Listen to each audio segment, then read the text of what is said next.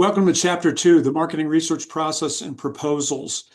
Today we're going to look at both of these issues, very important understanding how research gets done and done well in the marketing research industry.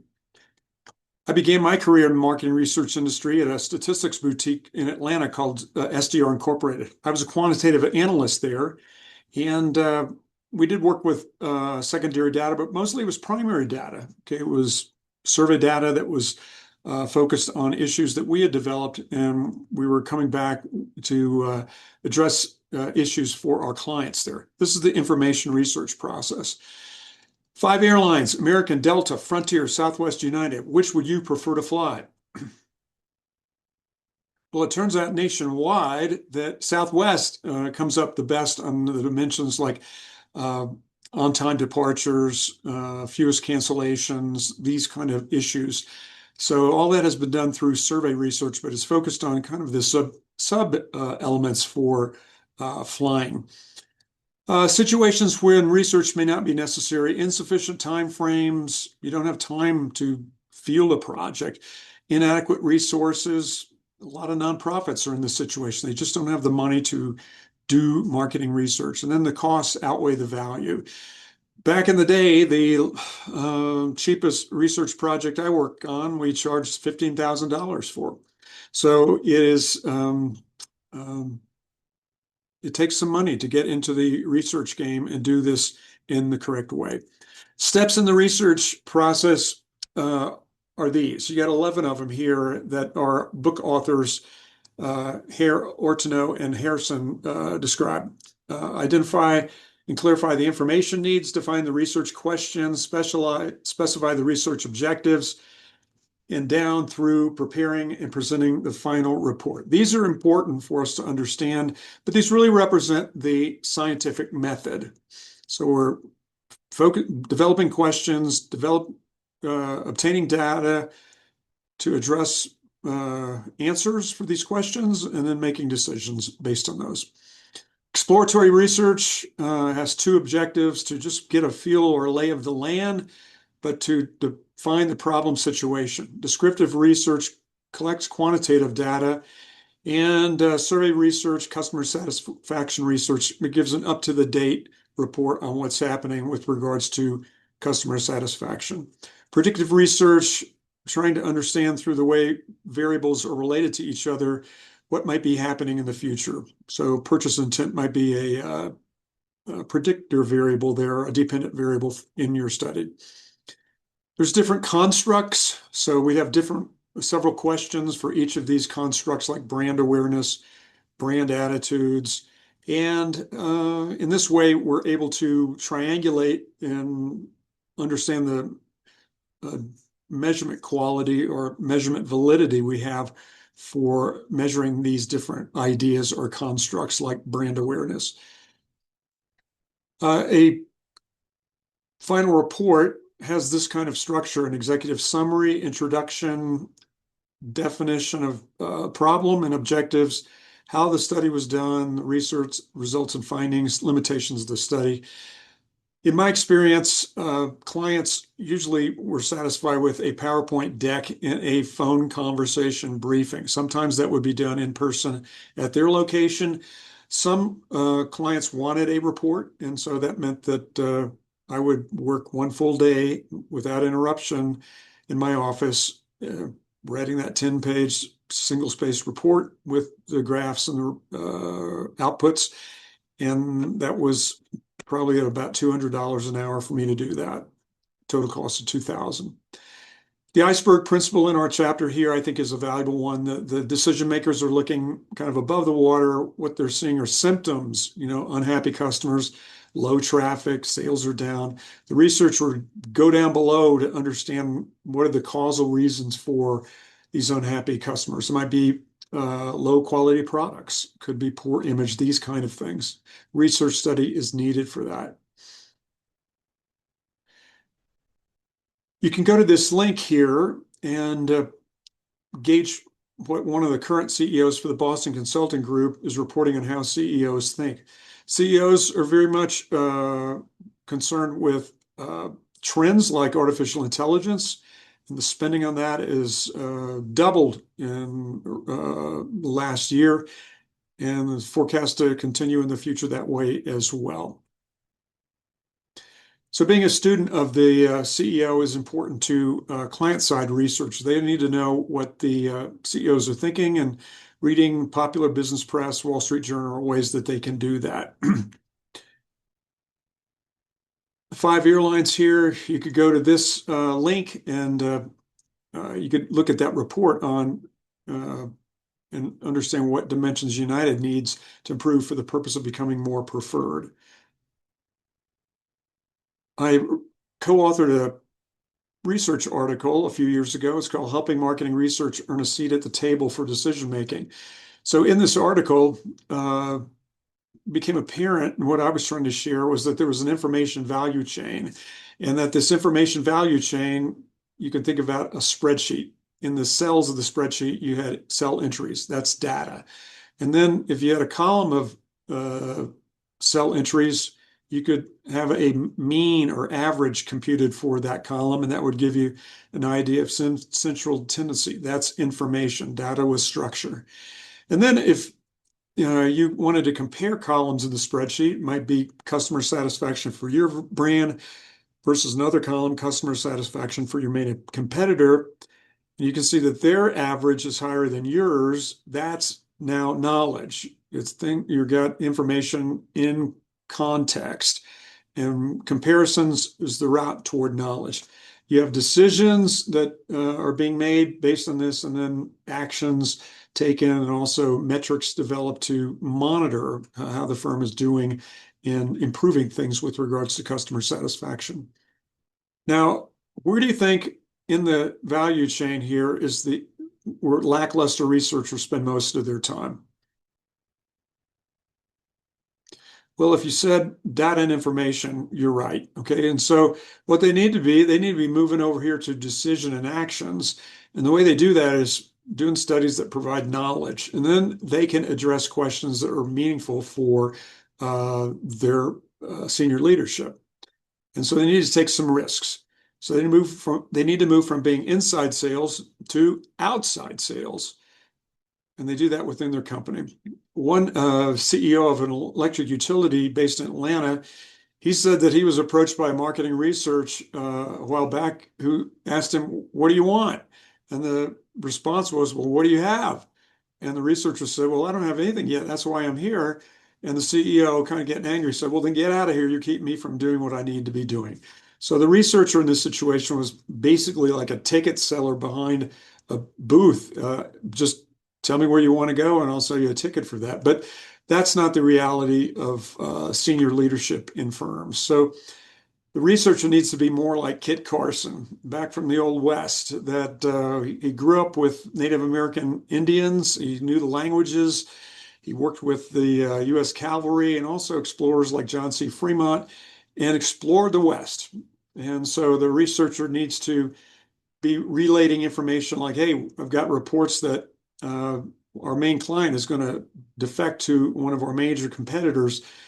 The CEO of your company will know what to do when given that information.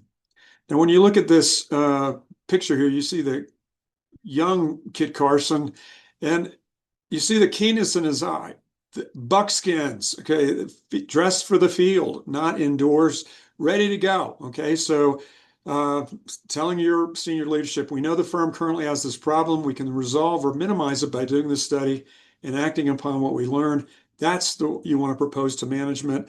That's being like outside sales. And of course, you need to understand their issues and where they're going to be able to step up and propose that in a timely way. They'll trust you more and more if you do that. So here you see an image of Kit Carson, who's standing but assisting John C. Fremont, who was called the Pathfinder, for exploring the great American West. But he ranged ahead, but he came back, and he knew that his general direction of where Fremont wanted to go, and he could sort out who was there, what Indian tribes, what the rivers were like there, the water availability also for foraging for food there.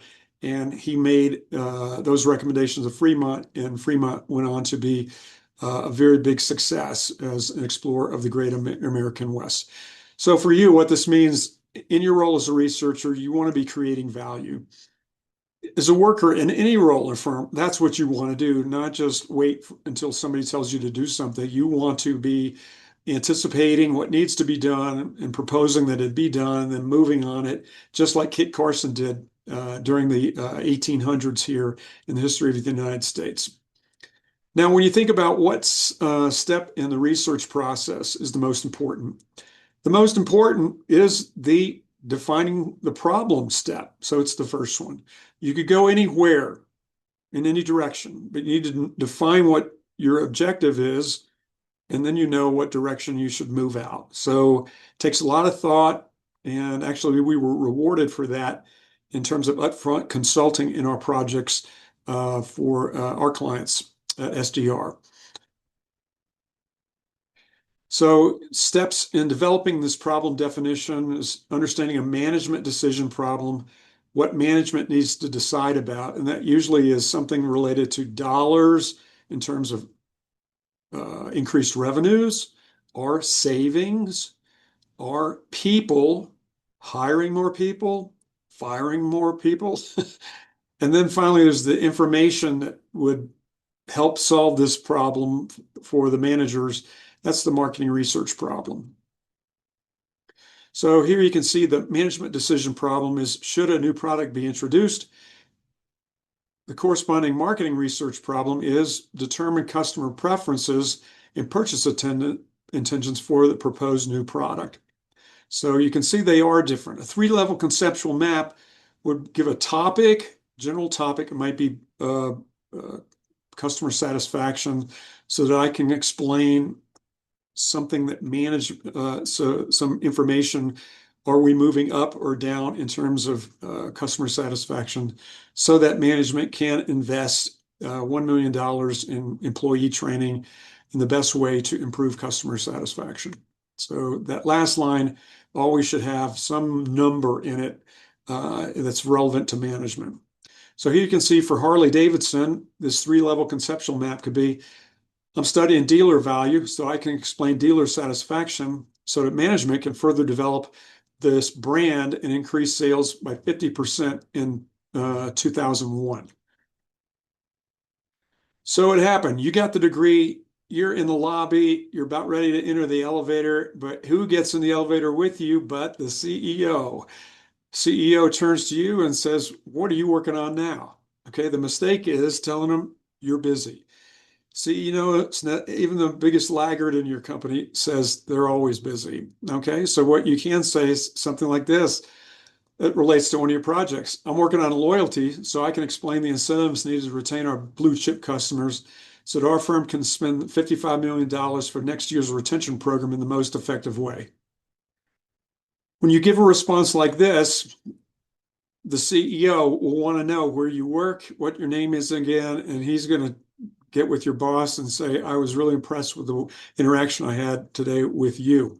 So that's the way that you should guide your day and manage your time, that you're working on these projects for specific reasons. So here it might be at UW, you're trying to study the Saturday experience for UW undergrads. So you can explain what students actually do on fall Saturdays and their thoughts and feelings about that. So management can improve the fall Saturday experience at UW sport venues and increase attendance 10% next season.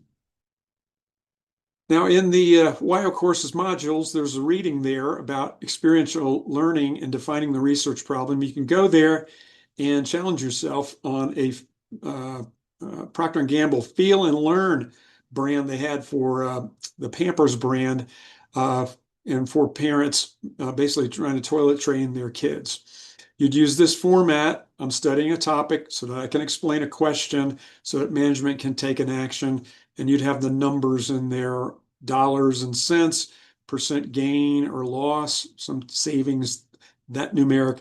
That makes it relevant to management, and they'll want to participate and help you develop the project. Now, your research proposal looks a lot like a research report, but it does have this purpose of the research, the type of study, description of the target population, sample design, the instruments you're going to use. and then the proposed cost for the total project. In Wild Courses, you also have a example of the Meteor motorcycle and a proposal for it. I encourage you to go there and read that. It's just a few pages. It's single space, but it's very pithy. In other words, a lot is said in a very concise way. And it brings you to the final tables where I guess the timeline for production of this report and or this study and also the dollars invested in it are described. Wyoming Public Media, I did a project a few years ago with MBA students here at University of Wyoming. We went to different cities here in Wyoming and interviewed business people about their perceptions of Wyoming Public Media. And Gillette, Casper, Cheyenne, Laramie, and out in Jackson.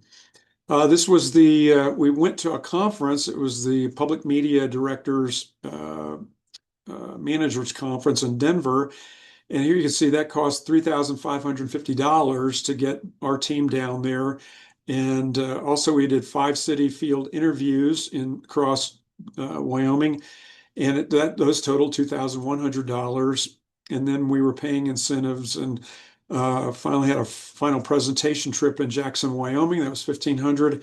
And then for 2 staff members of Wyoming Public Media to be there with us and receive the final briefing. Total investment in the project was $8,150, a very good deal. And we did the project and it was a big success for insights gained for Wyoming Public Media. Here's the timeline. You see how it's set up here with project design, preparing for the field work, and then the 5-city tour, analysis and reporting, going all the way through the end of July.